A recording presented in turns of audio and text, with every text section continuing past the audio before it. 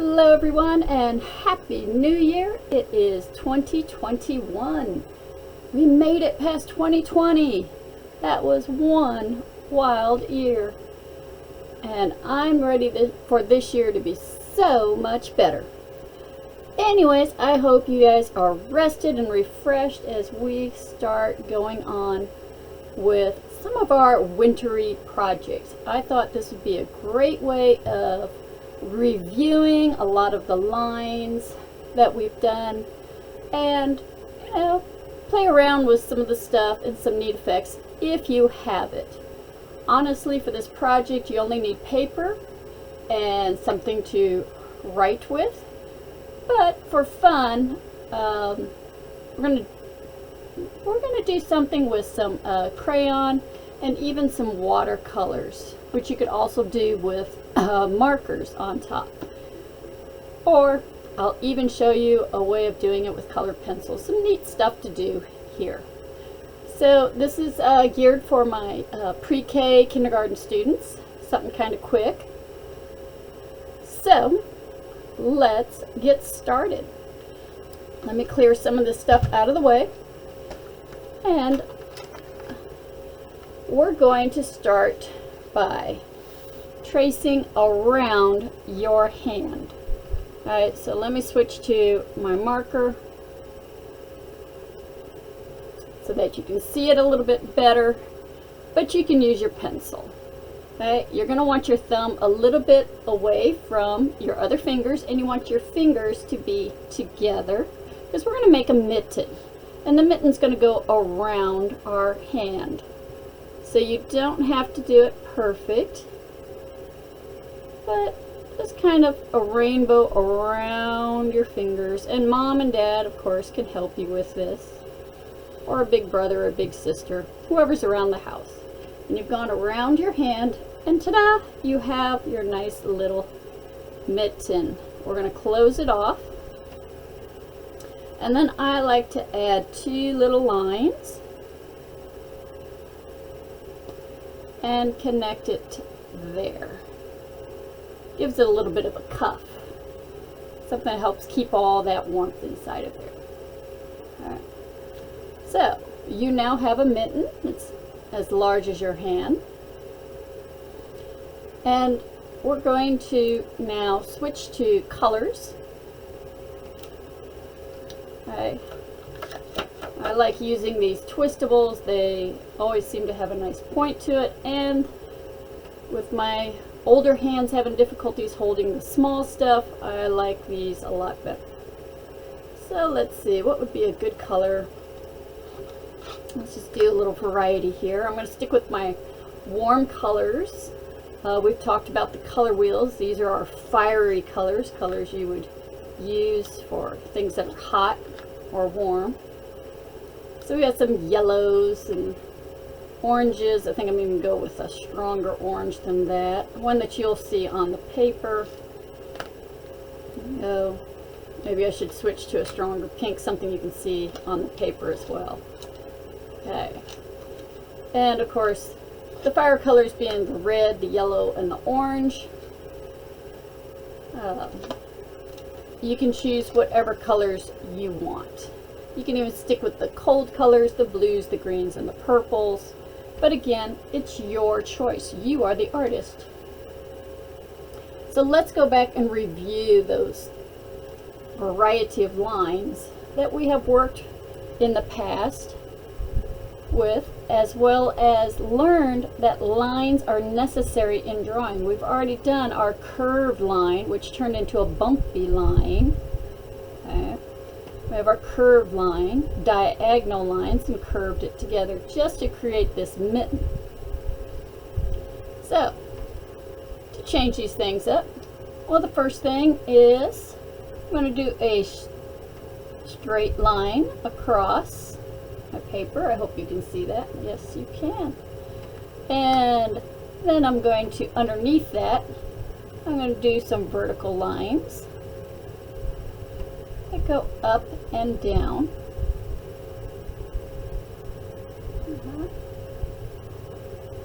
So with that, we know that we can draw anything with straight lines. houses, buildings, bricks, trees, the such.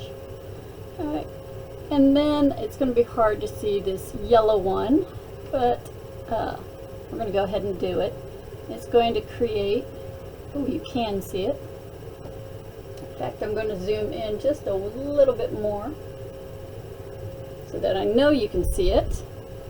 And it is your up and down, up, down. I'm pushing kind of hard on it, up and down. And you actually see me going up and down on it a couple times, or tracing it again and again, just to make sure I have it nice and dark for a couple of the different effects that we're going to have, up and down. So we've done our zigzag, our horizontal and vertical lines. All right. Then we can go with those loopy lines. Remember, we warmed up by doing our circle and circle and circle and circle. So we're going to go circle, circle, circle, circle, circle, circle, circle, and you just keep moving across the paper till, oops, I run out of room. Okay, those are our loopy lines. They're great for robot parts, springs, curly hair on girls. The list goes on and on and on. Wavy. These are kind of our up and down, up and down, up and down, almost like smiley faces and rainbows if you look at it that way. Smiley face on the bottom, or the letter U and a rainbow. Alright. Nice little curvy lines. And then we did some neat ones like lightning. Lightning was long, short, long, short, long, short, long, short. We could also do those bumpy lines. They're like rainbows next to each other. So you go bump, bumpy, bumpy, kind of a rainbow, bumpy, a rainbow, bumpy, a rainbow, bumpy, a rainbow, a bumpy, a rainbow, and a bumpy. Wonderful uses for that. Flowers come to my mind immediately, as well as the hills in the background. Clouds, we need lots of bumpy lines for clouds. Then we have the broken line, which is line, stop, line, stop, line, stop, line, stop, line, stop, line, stop, line, stop, line, stop. And now it can kind of repeat, but you can change it all up. For example, we could be doing longer vertical lines. They go up and down, kind of like grass is growing. Maybe hair on top of your head. And maybe a bunch of trees side by side in the distance. We can also do the same for the zigzag line. Okay. So they can have some nice up and down and up and down and make them nice and tall and skinny. These are your shark teeth. Of course, your little mountains. I'm going to do it on my thumb as well.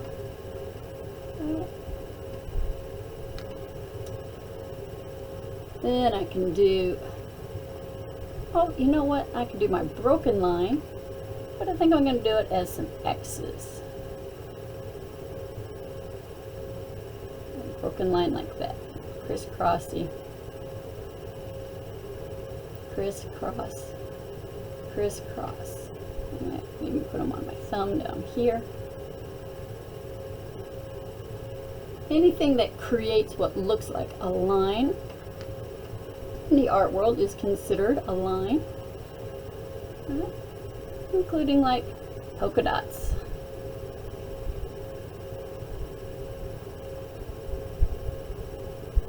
I'm doing big circles and coloring them in.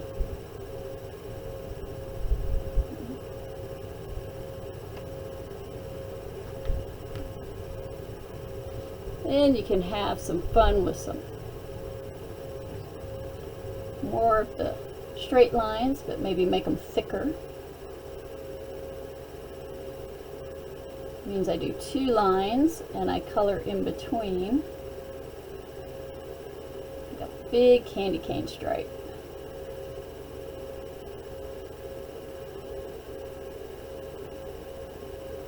Alright, so it's the same as the straight line down here, it's just it's a thicker one. Just like these zigzags are the same as these, except these are taller. And you can do the same with the loopy and the loopy lines. They get taller and taller.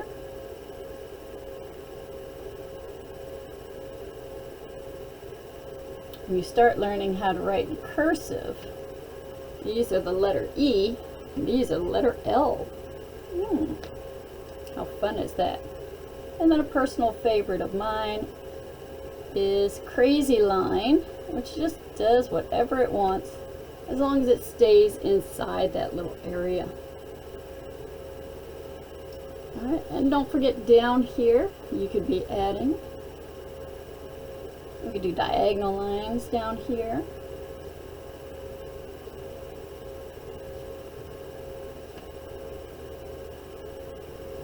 Just something to fill in the space.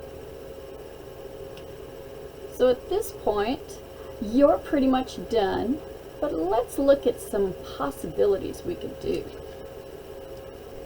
Now that we have this colored, we could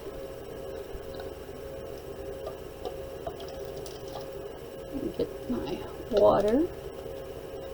I did have a paintbrush around here. Oh, you know what?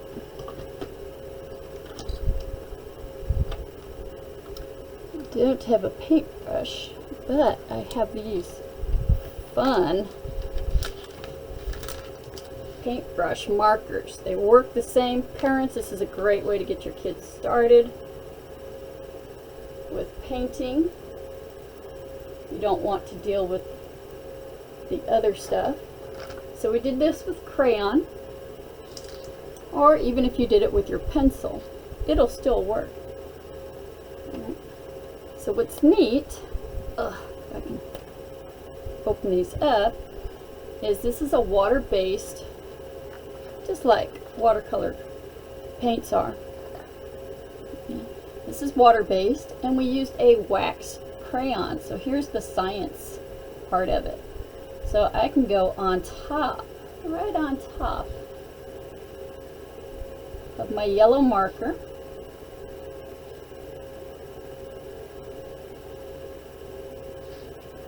with my little paintbrush here, and you will see that the yellow marker does not get covered up completely by the water-based paint.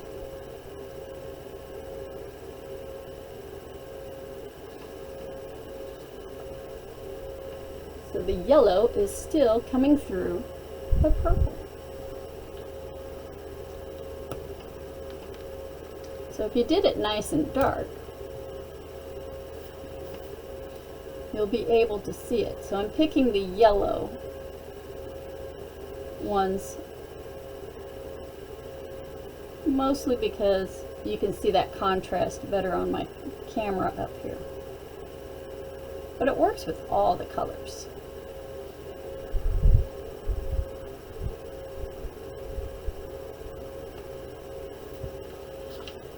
Isn't that fun? So if you have some kind of watercolor paints, these lovely little paints here, you can even go on top. Let's see, is it going to work with this color? I have one more little yellow area. You can even use your markers. And I didn't pick enough of a contrast color, so it's a little bit harder to see that one. Maybe if I go over a couple more times. You can see it a little bit coming through. So that's one way of doing it. You can even go back to your crayons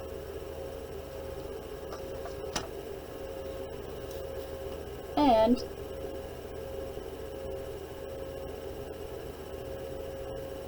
well, kind of picked the wrong combination here. Of course, the light green is not going to cover up the orange, but you can go right on top of the other colors, because once your paper is filled with the wax of the one color, then it doesn't like to get filled up again, so it makes it difficult to cover it up depending on how dark or light the colors are. So you can have fun experimenting excuse me, with the different colors that you're using. So going right on top of those orange ones, it doesn't cover them up completely. In fact, I'm going to go all the way up to my thick yellow line.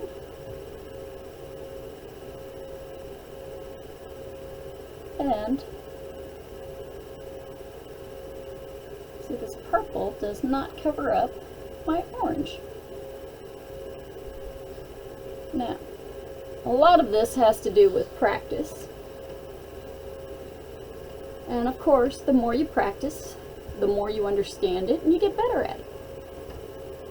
So, I understand a little bit more about the contrasting colors, which you're going to learn, and how they work. But that's what this 2021 year should be all about, is trying something new and different. So we're going to try something new and different this time. Going on top of our crayons with other crayons to see if we can get it to work, where it doesn't cover it up completely. And you get an even more wonderful, colorful creation. I hope you enjoyed this lesson. Feel free to experiment with other things. You can try it with colored pencils as well as your crayons, because they are both wax-based, and any of your water-based materials. Watercolors, watercolor brushes, or marker brushes, and even your markers. Have fun creating and try something new. Bye.